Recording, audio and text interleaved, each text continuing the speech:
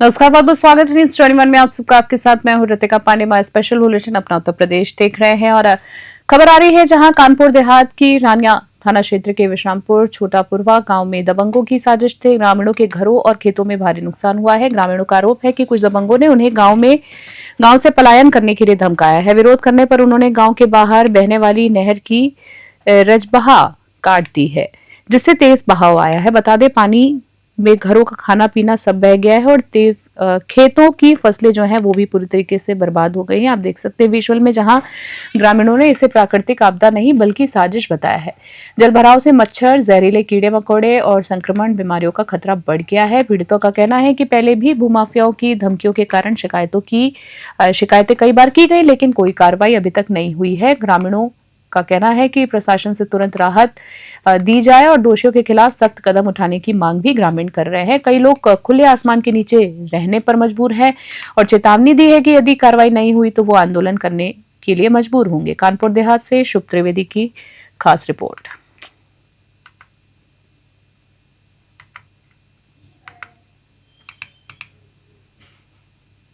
नाम है आपका, क्या समस्याएं हैं? संगीता। समस्याएं क्या हैं आपकी? समस्या क्या, देवराज ने बम्बा कटा दिया थी, भागे इन लोगों से। आज जा रहा है हमारा, छोटे छोटे बच्चे बूढ़ रहे हैं, सामान भी हमारा बह गया सब।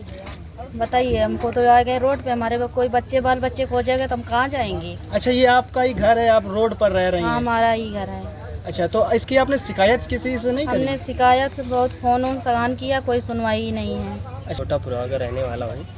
मेरी समस्या ये है कि हमारे यहाँ पानी, पहले तो गांव को खाली कराया जा रहा था दबंगों के द्वारा, जो कि देवराज सिंह, मोनू मिश्रा और मनमोहन छावड़ा के द्वारा पहले गांव खाली कराया जा रहा था।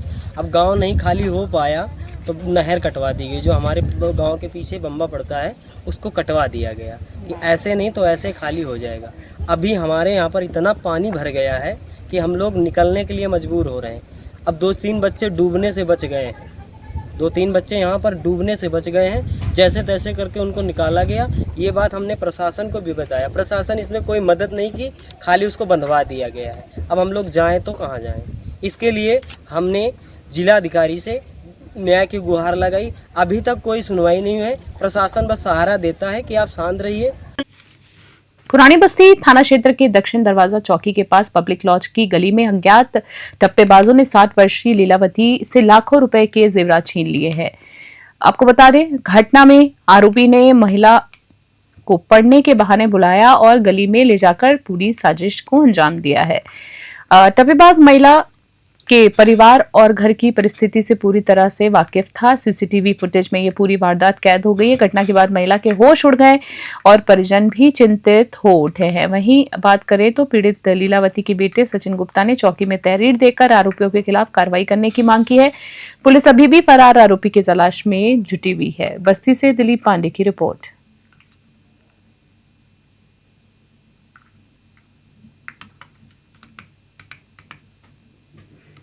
टांडा रोड स्थित हाजी हाउस में सूचना विभाग के कर्मचारी पुष्पेंद्र और सिपाही के बीच कहासुनी हिंसक झगड़े में बदल गई है। वायरल वीडियो में पुष्पेंद्र की पत्नी और अपने बच्चों का हवाला देकर चीख कर पति को बचाने की गुहार लगाती हुई नजर आ रही है, लेकिन सिपाही ने कोई ध्यान नहीं दिया है। बता दें आपको, घटना के दौरान पुष्पेंद्र को गंभीर चोटें आई और उन्हें जिला अस्पताल के आकस्मिक कक्ष में भर्ती कराया गया है। घटना की जांच अकबरपुर थाना प्रभारी श्रीनिवास पांडे ने अस्पताल में कराई है। क्षेत्राधिकारी ने बताया है कि रात में पुष्पेंद्र शराब के नशे में अपने पड़ोसी के साथ गाली गलौज कर रहा था और उसने सिपाही के कमरे की जाली तोड़ दी थी। हाजी हाउस के केयरटेकर शोएब ने पुष्पेंद्र के खिलाफ तहरीर भी दी है। अंबेडकर नगर से अहमद हसन की खास रिपोर्ट।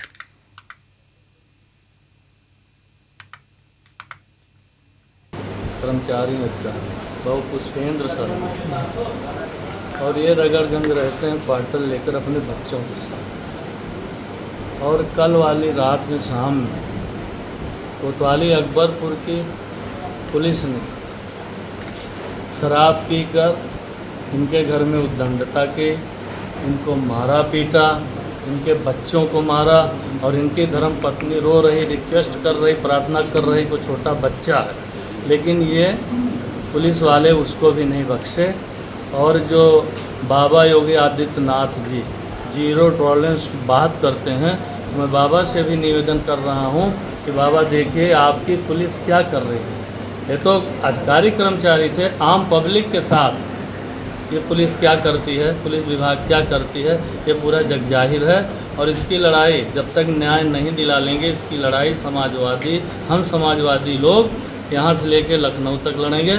अभी उच्च अधिकारियों से बात हुई, डीएम साहब से बात हुई, नए एसपी साहब आए हैं। नए एसपी साहब के स्वागत में कोतवाली अकबरपुर की पुलिस ने जो कारनामा करके दिखाया है, इसको एसपी अंबेडकर नगर को भी गंभीरता से लेके उनको सस्पेंड करके उनके खिलाफ सुसंगत धाराओं में एफआईआर होना चाहिए। थाना कोतवाली अकबरपुर में सोएब नाम का व्यक्ति जो कि हाजी बिल्डिंग हाजी नगर में केयरटेकर के रूप में काम करता है के द्वारा लिखित तहरीर के माध्यम से बताया गया कि इसके यहाँ पुष्पेंद्र शर्मा नाम का व्यक्ति जो कि सूचना विभाग में आउटसोर्सिंग कर्मचारी के रूप में काम करता है, किराए पर रहता है। उस पुष्पेंद्र के द्वारा दिनांक 20 सितंबर 2025 को रात में 11 बजे के लगभग शराब के नशे में आसपास के लोगों के साथ अभद्रता और गाली गलौज की जा रही थी। इसी क्रम में उसके बगल में रहने वाले अंबुज के साथ उसने गाली गलौज और मारपीट की थी और उसके बगल में ही रहने वाले अकबरपुर कोतवाली में तैनात सिपाही अरविंद सरोज के खिड़की की जाली को उसने तोड़ दिया था।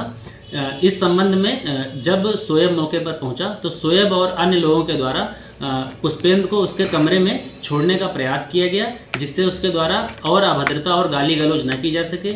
इस संबंध में सोशल मीडिया में एक वीडियो भी संज्ञान में आया है। प्राप्त तहरीर और वीडियो की जांच कराई जा रही है। जांचोपरांत अग्रिम विधिक कार्रवाई की जाएगी। कर्मचारी बहु पुष्पेंद्र सर सन्हा थाना क्षेत्र के गनवरिया कला गांव में संदिग्ध परिस्थितियों में 16 वर्षीय किशोर शिवा गौड़ का शव बेर के पेड़ के रस्सी के सहारे लटका हुआ मिला है। घटना की सूचना पर पुलिस तुरंत मौके पर पहुंची और शव को कब्जे में लेकर पोस्टमार्टम के लिए भेज दिया है। शव मिलने की खबर से पूरे क्षेत्र में सनसनी फैल गई है। वहीं परिजन मौके पर रोते बिलखते नजर आए और घटना से गहरा सदमा व्यक्त भी किया है। बता दें आपको, पुलिस ने मृतक किशोर के मामले की बारीकी से जांच शुरू कर दी और मौत के कारणों का पता लगाने के प्रयास भी किए जा रहे हैं। बस्ती से दिलीप पांडे की रिपोर्ट।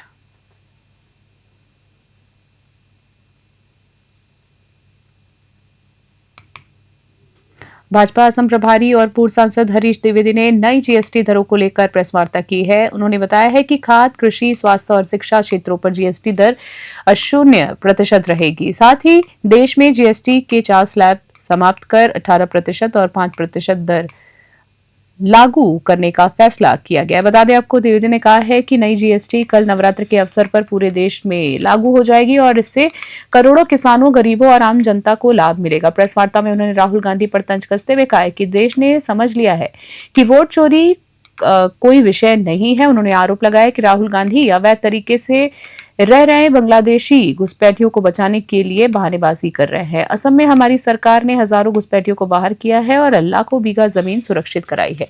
बस्ती से दिलीप पांडे की रिपोर्ट। आदरणीय प्रधानमंत्री जी के नेतृत्व में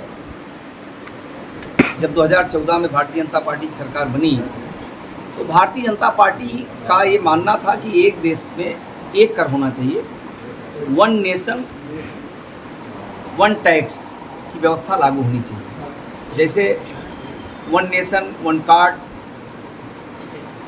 ऐसे तमाम योजनाएं हमारी सरकार ने लागू की है। उसी प्रकार एक देश में एक कर की व्यवस्था होनी चाहिए। तो व्यापक विचार विमर्श करके 2017 में भारत सरकार ने जीएसटी लागू किया। प्रारंभ में जब जीएसटी लागू हुआ, स्वाभाविक रूप से कोई व्यवस्था समझने में थोड़ा कठिनाई होती है। उसमें हमारे देश के जो करदाता हैं उनको थोड़ी बहुत कठिनाइयाँ हुई, लेकिन लोगों को ध्यान में आया और 17 प्रकार के स्टेट से लेकर के सेंट्रल के जो कर पहले लगते थे उसको समाप्त करके एक कर व्यवस्था जीएसटी लागू की गई, goods and services tax.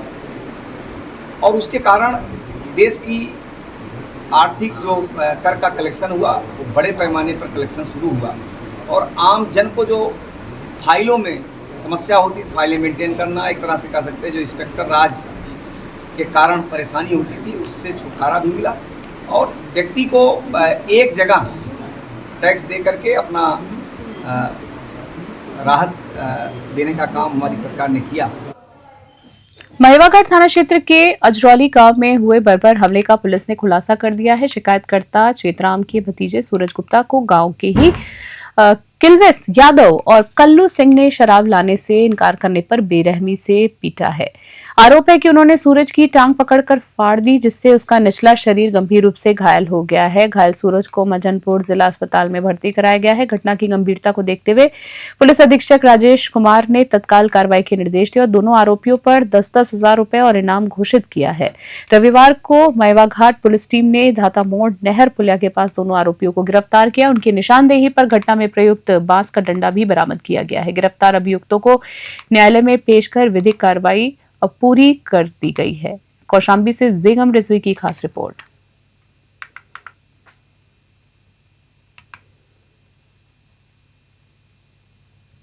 Kaushambi के महेवाघाट पुलिस को एक बड़ी कामयाबी मिली है। कुछ दिन पहले एक युवक को बेरहमी से उसकी टांग पर मार कर लाठियों से गंभीर चोट पहुंचा दी गई थी।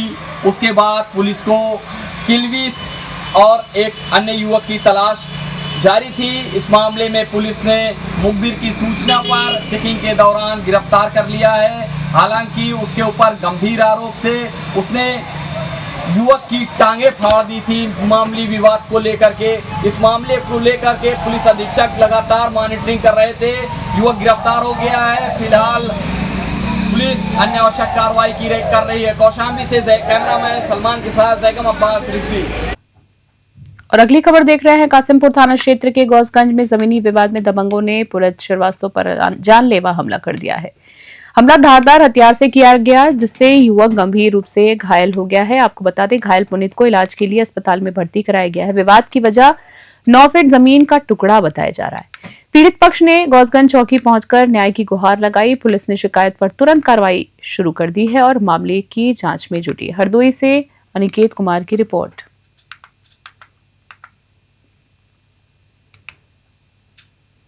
आपका नाम क्या है और कहाँ रहते हैं? हमारा नाम पुनीत श्रीवास्तव, हम गौसगंज में रहते हैं। जी, क्या घटना घटी है आपके साथ? ये थी कि कल शाम को हम अपना कार्य कर रहे थे ज़मीन पे, तो नींव भरने का कार्य कर रहे थे। उसके बाद पड़ोस वालों ने जो जिनका विवाद चल रहा था वो लोग आए और गाली गलौज करके लाठी डंडों से वार करते और धारदार हथियार मार दिए मेरे सर पे, जिसमें गंभीर चोट आ रही है। जिससे हमारे हालत दिक्कत में है, हम वहीं बेहोश हो गए। दर्द जो है ज़्यादा है। पुलिस मौके पहुंची थी? पुलिस बाद में मौके पहुंची है। हम इससे तुरंत जाके हम हॉस्पिटल एडमिट हुए। आगे क्या कार्रवाई पुलिस चल रही है? अभी पुलिस की कोई कार्रवाई नहीं हुई है। वो लोग पकड़े नहीं गए हैं। हम तो यही चाहते जल्दी जल्दी पकड़े जाएं वो, और हमें जो है फरियाद सुनी जाए। और खबर देख रहे हैं, हरियावा विकासखंड की टेनी ग्राम सभा में विकास कार्यों में भ्रष्टाचार के गंभीर आरोप लगे हैं। ग्राम प्रधान श्यामलाल वर्मा और उनके प्रतिनिधि वीरेंद्र यादव पर मनरेगा कार्य, हैंडपंप रिबोर, नालियों के निर्माण और आवास योजनाओं में घोटाले का आरोप लगा है। शिकायतकर्ता जिसमें देशराज वर्मा और अन्य ग्रामीणों ने जिलाधिकारी को शिकायती पत्र देकर जांच की मांग की है। जिला प्रमोशन अधिकारी संजय निगम के नेतृत्व में पुलिस की मौजूदगी में ग्राम सभा में विकास कार्यों का निरीक्षण किया गया है। ग्रामीणों का आरोप है कि विकास कार्य सिर्फ कागजों पर ही दिखाए गए हैं और मजदूरों की दिहाड़ी का गबन किया गया है, जबकि प्रतिनिधि वीरेंद्र यादव ने आरोपों को निराधार बताया है और कहा है कि जमीनी स्तर पर काम हुआ है।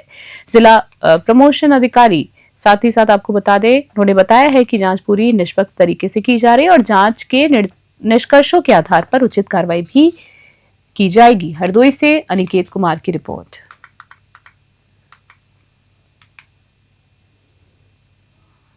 आज जांच आई हुई है जिला प्रशासन की तरफ से, क्या मामला है और क्या आरोप लगाए गए थे लोगों की तरफ से? हम प्रधान के सहायक कार्यकर्ता समझ लीजिए या कुछ भी समझ लीजिए, उनकी निगरानी में उनके हम काम देखते हैं।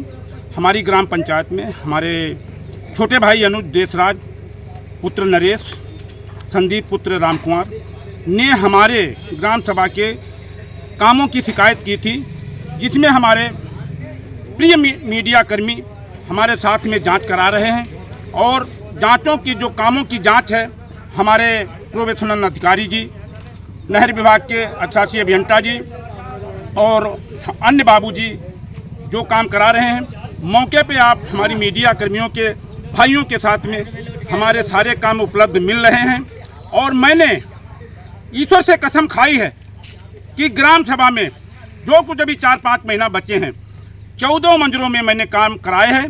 और मैं अपनी आग्रह करता हूं, मैं जनता से निवेदन करता हूं, मेरी 14 गांव की अगर गुणवत्ता की जांच, इंटरलॉकिंग की जांच, नाली की जांच मुझे करा ली जाए हमारे प्रधान की, मुझे कोई परेशानी नहीं है। उस शिकायत में हमारे यहाँ जो ग्राम विकास अधिकारी है तेजराम वर्मा, उन्होंने जिस तरीके से आख्या लगाई है कि उन्होंने इसमें लिखा है जांच के समय पर शिकायतकर्ता उपस्थित नहीं मिला, मौके पर शिकायतकर्ता 2 बार से संपर्क करने का प्रयास किया गया, शिकायतकर्ता का मोबाइल बंद मिला। ये एक नहीं, लगभग इन्होंने 4-5 आख्या ऐसी दर्शाई है जिन्होंने, और उन्होंने फोटो कहाँ की दर्शाई है, ये हमारे लगभग ये वहाँ के लोग हैं जिन पता ही नहीं कहाँ की फ़ोटो है, कहाँ के इन्होंने दर्शाए हैं। और हमारे यहाँ रिसोर्स सेंटर की लगभग 4 महीने पूर्व में जो फ़ोटो खींची गई थी वो इन्होंने आख्या में, इस वर्तमान आख्या में इन्होंने दर्शाई है। और मैंने इनसे जिस प्रोवेशन अधिकारी से मैंने जिस चीज़ की मांग की थी, इन्होंने उस मांग पर कोई शब्द ही नहीं बोला। मैंने कहा हमारे जो मनरेगा में जिन लोगों ने पैसा लिया है, लगभग 165 लोग ऐसे लोग हैं जिनके खातों में लाख रुपए, 70 से 80 हज़ार रुपये, 90 हज़ार रुपये खाते में सब लोग लिए हैं, उनकी जांच नहीं है। जो राजवित्त में जिन्होंने राजवित्त के अंतर्गत जो लोग का नाम राजमिस्त्री है, उन्होंने पैसा लिया लगभग 31,56,000 रुपये, एक भी उसमें राजमिस्त्री भी नहीं है। कोई खाते पर गया 4,15,000, कोई खाते पर गया 3,38,000, किसी के खाते पर 2 लाख, किसी के पास 3 लाख, ऐसे सारे खातों पर लगभग 6-7 नाम ऐसे हैं जो वास्तविक इन्होंने कभी ना मजदूरी की है और ना ही कभी राजमिस्त्री की है। इनके खातों पर लाखों रुपया ट्रांजैक्शन हुआ है और मनरेगा ही छोड़ दिया, मनरेगा का और राजवित्त का दोनों ही पैसा इन्होंने लिया है। मनरेगा के तहत जो विगत कार्य कराए गए उसमें जैसे कच्चे काम है, पक्के काम है, जितना कच्चे काम है उसकी शिकायत की गई थी, तो उसी का भौतिक निरीक्षण किया गया है। अब इनके जो मुख्य कार्य भी हैं उसके भी हम कागजात मंगाएंगे और हमारे साथ यही साहब भी हैं जो टेक्निकल इसका परीक्षण कर रहे हैं, तो उसका भी हम लोग जांच कर ही रहे हैं। तो वो जांच करके जैसा भी आएगा फिर अपनी रिपोर्ट जिलाधिकारी में।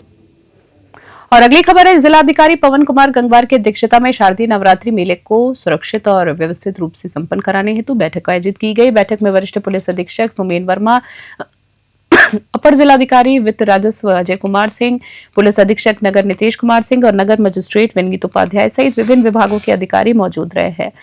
जिलाधिकारी ने सभी कर्मचारियों और अधिकारियों को सहयोग देने हेतु निर्देशित किया, शुभकामनाएं दी है। पुलिस अधीक्षक ने बताया है कि मेले को 10 जोन और 21 सेक्टर्स में बांटा गया है। 250 सीसीटीवी कैमरा लगाए गए हैं, उसके माध्यम से निगरानी की जाएगी और मंदिरों से गंगा घाट तक बैरिकेडिंग भी की गई है। सिविल डिफेंस टीम भी सुरक्षा व्यवस्था की मदद करेगी। पहले दिन मेले में 3 लाख से अधिक भक्तों के आने का अनुमान है। मेले की ड्यूटी आज शाम 5 बजे से प्रारंभ होगी और भोर में मंगला आरती के बाद भीड़ बढ़ना शुरू हो जाएगी। मिर्जापुर से एसएन यादव की रिपोर्ट। नवरात्र में जैसा आप लोग अवगत हैं, कल पहला दिन है और इस नवरात्र में इस पूरे मेला क्षेत्र को 10 जोन और 21 सेक्टर में विभाजित किया गया है, जिसमें पुलिस के अधिकारियों का और मजिस्ट्रेटों की तैनाती की गई है। आज ब्रीफिंग का प्रमुख उद्देश्य यही है कि दोनों की समझ में कोई अंतर ना हो, क्योंकि कुछ अधिकारीगण हैं जो बाहर से ड्यूटी पर लगाए गए हैं, उनको इस क्षेत्र के बारे में बताना और उनकी ड्यूटियों के बारे में उनकी समझ को पैदा करना।